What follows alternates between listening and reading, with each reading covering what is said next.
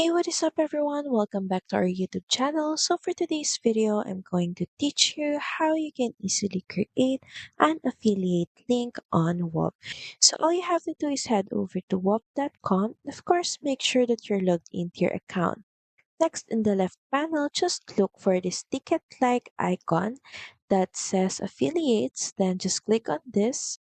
You might be shown the same window and all you have to do is click on join the community. So as you can see, being Whoop partners is all free and all you have to do is click on join. Going back to the affiliate page, as you can see, Whoop has generated as our affiliate link. So this is how it should look like. Whop.com slash question mark A equals to your username. So from here, you can copy your link. And as you can see here, when people sign up through your WOP link or your WOP affiliate link, they will be attributed to you. And from that, you can also get paid. So that's pretty much it. Thank you very much for watching this video. I hope that you find this video helpful. If you do, please don't forget to like, share, subscribe to the channel. Now we'll see you again on the next one. Bye!